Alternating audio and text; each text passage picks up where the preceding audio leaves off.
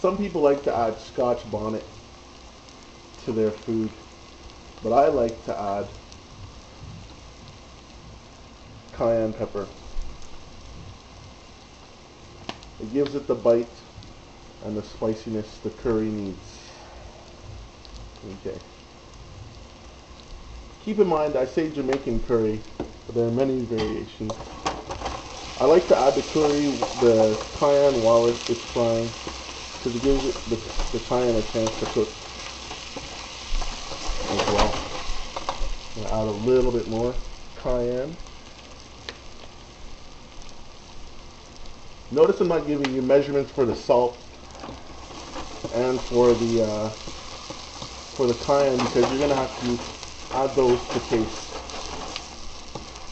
While these are cooking, don't be afraid to grab an onion or grab a green pepper and simply taste it, don't eat it, because raw onions and scallions aren't necessarily the best. Also take care to mind the bottom of the pot, as the things do burn. Oh, you might be saying why I changed the pot.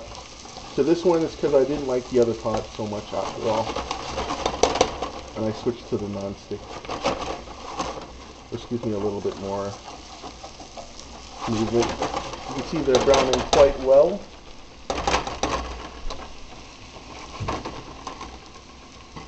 At this time I'm going to add some black pepper. This is the coarse stuff. It's not the fine one.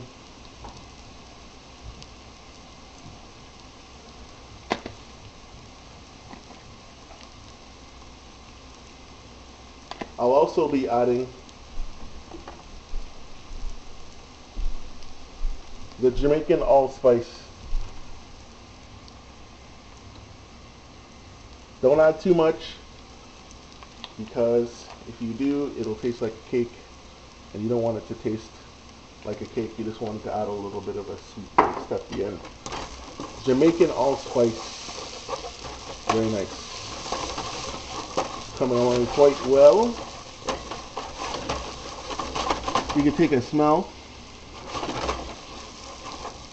I like to make sure that I smell a little bit of the allspice, but if you don't smell it, you might want to add a little bit more. Less than a quarter teaspoon is good enough for 3 potatoes, 1 onion, and 5 green scallions. At this point, we're going to add the chicken. Yes, the chicken.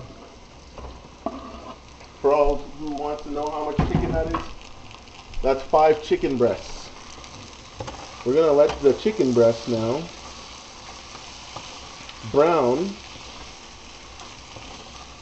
with the rest of the vegetables.